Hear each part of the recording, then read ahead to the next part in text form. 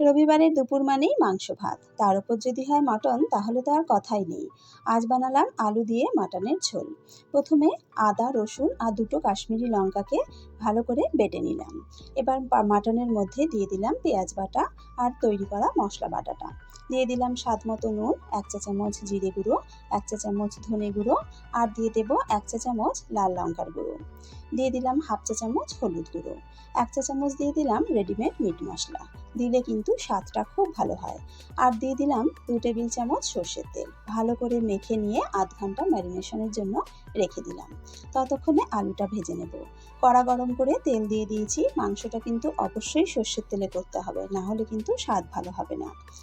তেলের মধ্যে আলুগুলোকে দিয়ে নুন আর হলুদ দিয়ে আলুগুলোকে লাল করে ভেজে তুলে নিলাম। মাংসের আলু একটু বড় বড় হলে কিন্তু বেশ ভালো লাগে। আলু ভাজা তেলের মধ্যে দিয়ে দিলাম 1 চা চামচ চিনি। চিনিটা হালকা লাল হয়ে আসতে ফোড়নের জন্য দিয়ে দিলাম বড় এলাচ, দারচিনি, লবঙ্গ।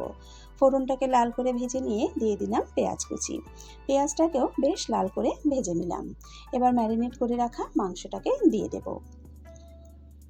মাংসটাকে দিয়ে হাই ফ্লেমে 2 থেকে 3 মিনিট রান্না করে নেব। 2-3 মিনিট মতন রান্না করে নিয়েছি। আবারও একবার ভালো করে নাড়াচাড়া করে নিলাম।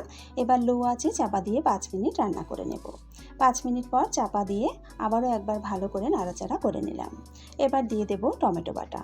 2টো বড় সাইজের টমেটোকে মিক্সিতে দিয়ে পেস্ট করে নিয়েছি। টমেটোটাকে দিয়ে খুব ভালো করে মিশিয়ে নিয়ে চাপা দিয়ে লো আঁচে 10 মিনিট রান্না করে নিলাম। 10 মিনিট পর চাপা তুলে একবার ভালো করে নাড়াচাড়া করে নিলাম। তবে 10 মিনিটের মধ্যে মাঝে মাঝে কিন্তু চাপা তুলে নাড়তে হবে, না হলে পোড়া লেগে যাবে।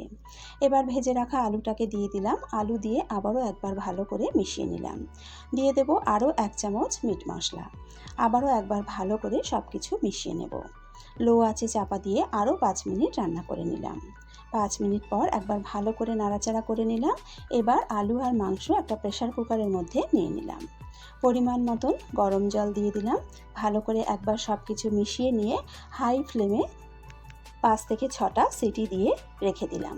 প্রেসার কুকারটা সম্পূর্ণ ঠান্ডা হওয়া পর্যন্ত অপেক্ষা করলাম। প্রেসার কুকার পুরো ঠান্ডা হয়ে গেছে। ঢাকনাটা খুলে নিলাম। দেখতেই পাচ্ছ মাংসের ঝোলের রং কেমন হয়েছে। এইবার গ্যাসটাকে অন করে দিয়ে ভালো করে একবার নাড়াচাড়া করে নিলাম।